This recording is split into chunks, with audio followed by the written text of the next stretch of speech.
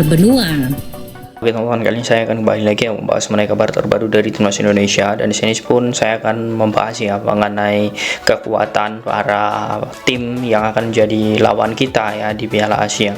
Karena saya melihat seperti Jepang, kemudian ada juga Irak, kemudian beberapa tim lain seperti Vietnam itu saat ini sudah mulai persiapan, dan saya melihat Indonesia pun juga sama. Dan yang terbaru di sini sepertinya ya Jepang itu tidak menganggap remeh Indonesia. Saya memiliki bukti mengapa Jepang tidak meremehkan Indonesia, karena di bulan ini contohnya di bulan 1 nanti Jepang itu akan melawan Thailand, dan ya alasan Jepang untuk melawan Thailand tentu jelas ya. Di grup tersebut ada dua tim Asia Tenggara, Indonesia dan juga Vietnam. Tetapi saya melihat bahwa Jepang itu ketika berbicara mengenai kualitas pemain antara Indonesia dan juga Vietnam, jelas Jepang pasti menganggap Indonesia lebih diuntungkan dan lebih diwaspadai lagi untuk saat ini, karena memang materi pemainnya berbeda 3 hingga 4 bulan yang lalu ya. Saya melihat memang fokus Jepang ini sepertinya Indonesia, karena memang Jepang ini bukan hanya tim yang mampu dalam FIFA Matchday kali ini 6 pertandingan berturut-turut menang, bukan hanya itu, tapi saya melihat bahwa Jepang ini mampu untuk mengorbitkan banyak sekali bintang-bintang yang saat ini berlaga di Eropa untuk bisa menjadi bagian penting bagi timnasnya.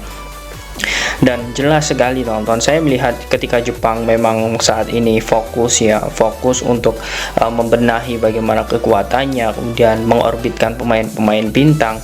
Saya yakin Jepang ini juga memiliki tujuan untuk bisa menjadi pemuncak klasmen di grup D nanti. Tetapi bukan hanya itu yang saya nilai atau yang saya lihat, Indonesia pun juga memiliki keinginan untuk bisa menjadi pemuncak grup atau runner up. Kalau Sintayong bilang ya, sesuai statement Sintayong, dia ingin sekali untuk menjadi runner up. Nah, di sini saya melihat bahwa apa yang menjadi bagian tersebut tentu ini akan menjadi komposisi yang sangat bagus bagi Sintayong untuk bisa nantinya mengalahkan atau mengimbangi Jepang. Walaupun menurut saya sangat realistis atau sangat sulit lah, tetapi dalam sepak bola itu tidak ada yang tidak mungkin. Ketika melawan Argentina saja, Argentina sangat susah sekali untuk mencetak gol di kotak penalti ataupun di dalam kotak penalti. Nah, menurut saya ini menjadi poin plus. Argentina saja sangat sulit sekali, apalagi kita melihat Jepang Jepang itu peringkatnya juga sangat jauh dibanding Argentina, peringkat 20 ya. Dan saya melihat bahwa apa yang menjadi bagian timnas Indonesia ke depan ini memang harus segera diantisipasi agar taktik Sintayong ini tidak dicuri oleh Jepang.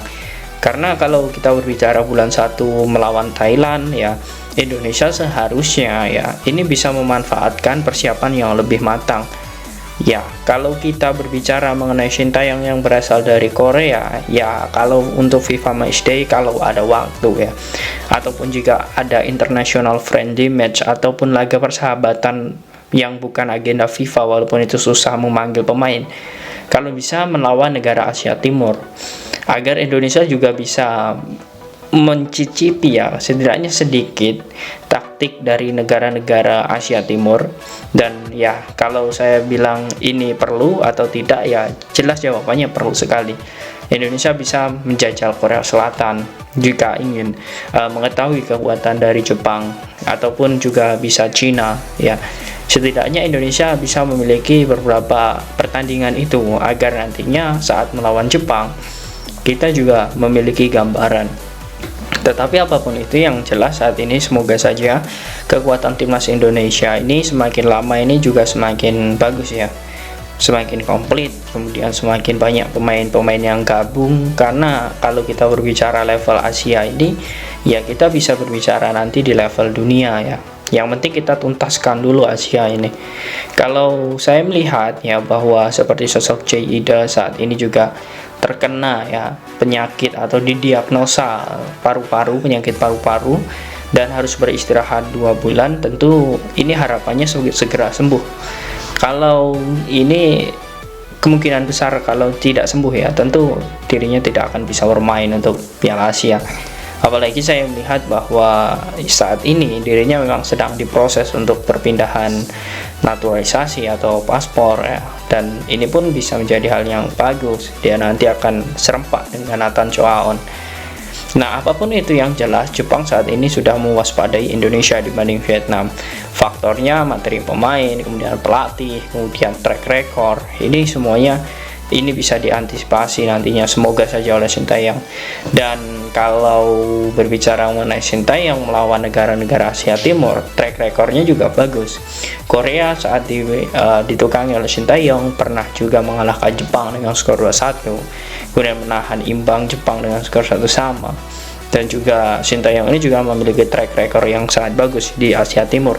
Semoga dengan tradisi ya Sintayong di Asia Timur, kemudian taktik Sintayong sudah berpengalaman di Asia Timur, itu bisa ditularkan di timnas Indonesia, dan ketika melawan Jepang nanti ya kita bisa ya untuk memenangkan laga ataupun kita imbang. Nah, itu menjadi hal yang sangat bagus. Dan yang jelas ya, yang jelas di sini target kita di sini adalah mengincar posisi runner up.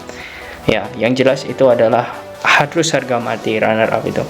Jika tidak bisa, tentu ini akan menjadi bisa dibilang akan menjadi bumerang nantinya bagi Sintayong. Takutnya ya, di sini saya takut sekali jika Sintayong gagal di Piala Asia, itu akan mempengaruhi kontraknya diperpanjang atau tidak. Yang jelas semoga saja apa yang jadi target planning dari Sintayong itu juga harus dibarengi dari persiapan yang matang dari PSSI. Nah, itu teman-teman. Kemudian selanjutnya di sini saya melihat ada kabar terbaru ya dari timnas U17, yakni Amar Frikik ya, yang sudah mulai style ya bersama timnas, sudah mencetak 2 gol.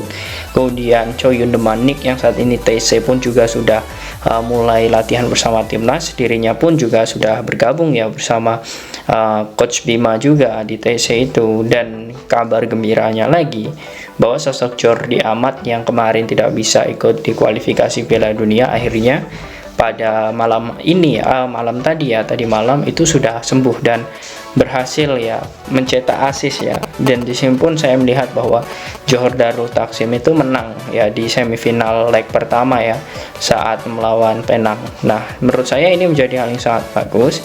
Kita akan melihat bagaimana perkembangan para pemain-pemain abroad lainnya, pemain-pemain keturunan lainnya. Semoga saja dengan kabar dengan sembuhnya Jordi, kemudian banyak pemain keturunan yang gabung, ini bisa mempersiapkan mental menuju Piala Asia nanti. Nah, bagaimana menurut kalian teman-teman dengan Jepang yang menjajaki ya Thailand untuk uji coba? Apakah itu sebagai tanda bahwa Jepang itu yang memperhitungkan timnas Indonesia dan sedikit mencuri taktik Indonesia lewat Thailand?